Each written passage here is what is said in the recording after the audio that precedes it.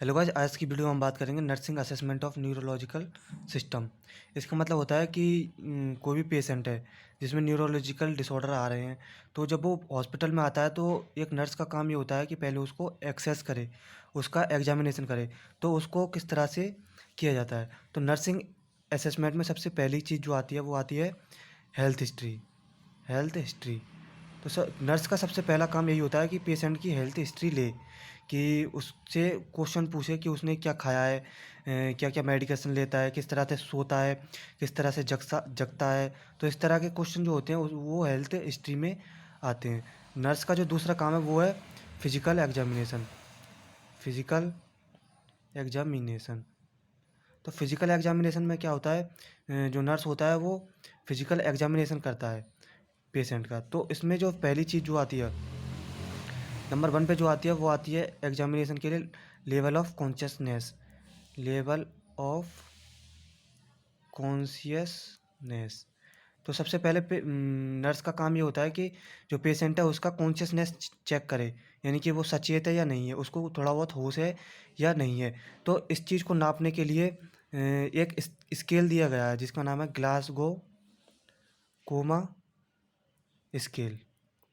तो इस स्केल की मदद से कोई भी जो नर्स है वो इजीली पता लगा सकती है कि जो पेशेंट की हालत है वो किस तरह की है। तो ये जो स्केल है इसका, इसमें होता क्या है, इसमें 3 पैरामीटर दिए हुए हैं। पहला पैरामीटर जो है वो है आई ओपनिंग, कि यानी कि जो पेशेंट है वो आई ओपनिंग किस तरह से कर रहा है, उस तरह की से हम उसको अंक देंगे। दूसरा जो पैरामीटर है वो है वर्बल रेस्पॉन्स, यानी कि जब हम उसको कुछ बोल रहे हैं तो वो सुन रहा है या नहीं सुन रहा, उसके प्रति प्रतिक्रिया कर रहा है या नहीं कर रहा। तीसरी जो चीज़ है वो है मोटर रेस्पॉन्स। मोटर रेस्पॉन्स यानी कि उसकी जो गतिविधि है वो कर रहा है या नहीं कर रहा है, वो उसके हाथ पैर चल रहे हैं या नहीं चल रहे। तो जो आई ओपनिंग है इसमें सबसे पहली जो चीज़ आती है वो आती है कि जो आई ओपनिंग कर रहा है वो स्पॉन्टेनियस है या नहीं है। स्पॉन्टेनियस का मतलब है वो आते ही उस चीज़ को खोल रहा है आँख को या नहीं खोल रहा है। तो इस समय हम दे देंगे उसको 4 अंक। और दूसरी जो चीज़ है वो है verbal stimulus.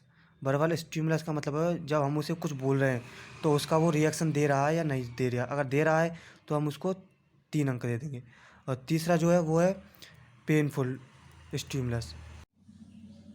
Painful stimulus painful stimulus का मतलब होता है कि यदि वो स्पॉन्टेनियस भी नहीं खोल रहा और उसको कुछ बोल रहे हैं तो भी नहीं खोल रहा आंखों को, तो उस समय हम क्या करेंगे, उसको पेन देंगे, थोड़ा सा उसको चोटी काटेंगे या फिर उसको थोड़ा सा पेन चुभाएंगे। तो इस समय क्या दे देंगे उसको 2 अंक, यदि पेन के प्रति वो रेस्पॉन्स कर रहा है। तो यदि वो कोई भी रेस्पॉन्स नहीं कर रहा है, नो रेस्पॉन्स, तो उस समय हमको उसको क्या अंक दे देंगे, 1।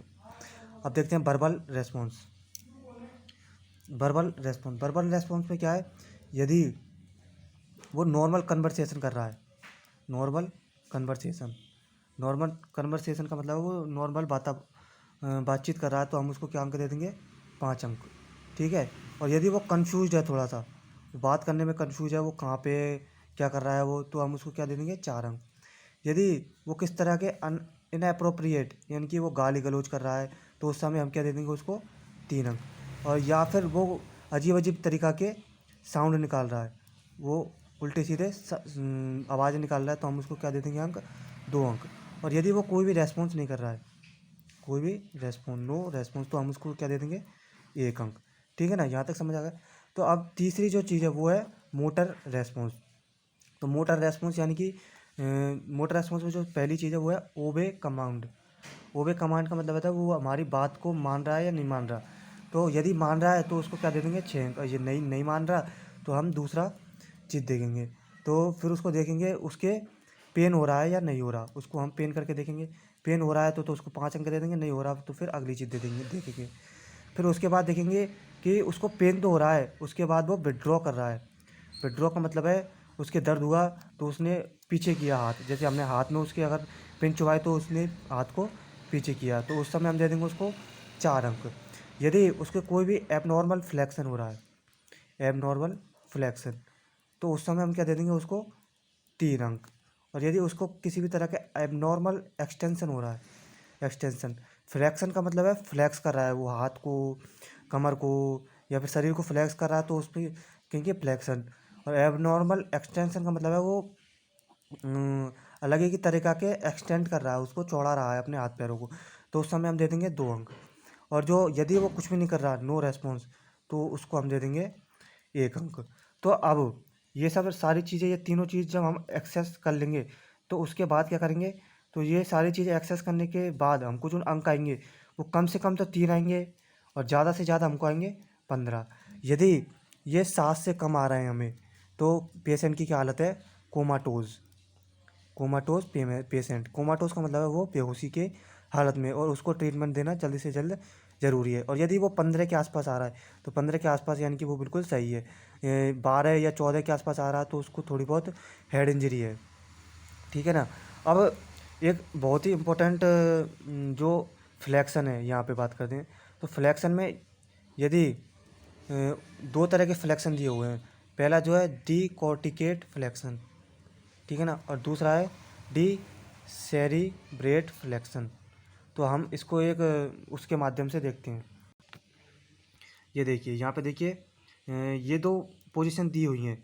ये जो पहली जो पोजीशन है वो है डी कॉर्टिकेट पोस्चरिंग, यानी कि एब नॉर्मल फ्लैक्शन हो रहा है। यहाँ पे जो फ्लैक्शन है इसमें क्या हो रहा है, जो उसके जब पूरा शरीर है वो अकड़ गया है, और जो उसके आर्म है वो चेस्ट की तरफ रिस्ट के रूप में, और फिंगर फ्लैक्स हो रही हैं उसकी। उसकी जो एल्बो है वो भी फ्लैक्स हो रही है। आर्म अडक्टेड हो गए हैं, अडक्टेड यानी कि वो अंदर की साइड जा रहे हैं। लेग अंदर की साइड रोटेट हो गए हैं, और जो फीट है वो फ्लैक्स हो गए हैं इस तरह से। तो ये होता किस वजह से, ये होता है सेरेब्रल फंक्शन की एबनॉर्मलिटी के कारण। जो उसका दिमाग है, उसका जो सेरेब्रल कॉर्टेक्स है उसमें कोई भी दिक्कत आ रही है, तब उस समय ये पोस्चर बनता है। और दूसरा जो पोस्चर है वो है डी सेरेब्रेट पोस्चरिंग। इसमें क्या होता है, एबनॉर्मल फ्लेक्सर हो रहा है, फ्लेक्शन। तो फ्लेक्शन के दौरान क्या हो रहा है, उसके जो आर्म है वो अडक्टेड हो रहे हैं, एल्बो है वो एक्सटेंड हो रहे हैं, और जो रिस्ट है वो फ्लैक्स हो रही है, जो फोर आर्म है वो प्रोनेटेड है, ठीक है ना, और जो फीट है वो भी फ्लैक्स हो रहे हैं। तो ये होता कब है, ये होता है ब्रेन स्टेम। जो ब्रेन स्टेम है उसमें दिक्कत आ जाती है तब ये होता है, ठीक है ना। तो हमने जान लिया कि किस तरह से लेवल ऑफ कॉन्शियसनेस को हम नाप सकते हैं। और जो अगली जो वीडियो है उसमें हम जानेंगे कि मेंटल स्टेटस को कैसे एग्जामिन करना है। तो मेरी इस तरह की वीडियो को देखने के लिए मेरे इस चैनल को सब्सक्राइब करें, लाइक करें और फॉलो करें। Thank you.